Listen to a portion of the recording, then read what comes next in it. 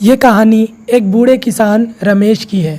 रमेश एक मेहनती आदमी था। वो अपनी खेतों में खूब मेहनत करता और फसलों को उगाया करता। रमेश के दो लड़के थे, करण और सत्या। वो दोनों कुछ काम नहीं करते थे। करण और सत्या बहुत आलसी थे। वो अपने बाबा की कभी मदद नहीं करते थे, ना ही वो खेती में कुछ काम किया करते थे, ना ही वैसे कुछ काम किया करते थे। वो सिर्फ खाली घूमा करते थे। रमेश इस बात से बहुत परेशान था।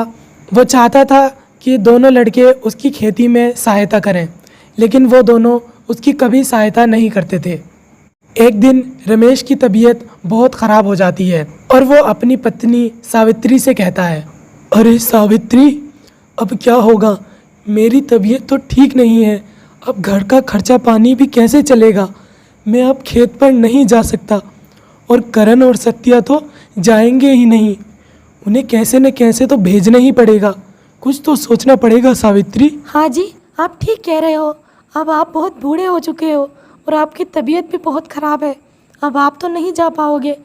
उनको कैसे न कैसे करके समझाना होगा। तभी रमेश को एक आइडिया आता है और वो फसल के बीज को लेता है और उन पर सुनहरा रंग कर देता है। फिर अपने लड़कों को बुलाकर बोलता है, देखो बच्चों, मैं तो अब बहुत बूढ़ा हो चुका हूँ।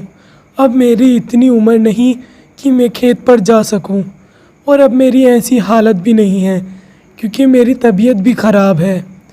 इसीलिए मैं सोच रहा हूँ कि ये जो सोने के बीज हैं, इनकी फसल मैं कैसे उगा पाऊँगा। अब सोने के बीज सुनकर उसका लड़का करण बोलता है, क्या पापा, सोने के बीज? ये कैसे बीज हैं और इनसे फसल कैसे उगेगी?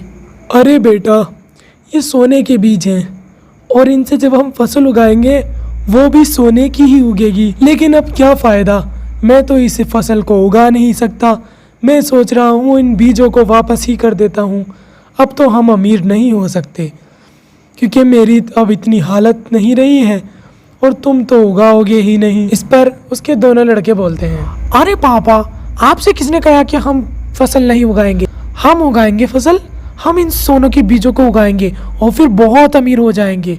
फिर उसके बाद आराम से अपनी पार्टी करेंगे। और इस तरह रमेश का प्लान काम कर जाता है। उस दिन से वो दोनों लड़के खेतों में बहुत मेहनत किया करते और उन्होंने मेहनत से फसल भी उगाई।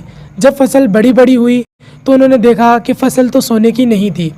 तब वो अपने बाबा से बोलते हैं, अरे बाबा, आपने तो कहा था ये सोने की फसल होगी, लेकिन ये तो सोने की फसल ही नहीं होगी। हाँ बाबा, ये तो सोने की फसल ही नहीं है। ये तो जैसी फसल होती है वैसी ही फसल है।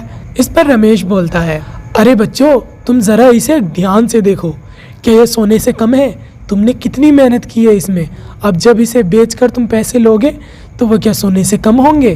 और फिर वो दोनों लड़के उस फसल को ध्यान से देखते हैं और वो दोनों समझ जाते हैं कि यही असली सोने की फसल है और यही असली सोना है।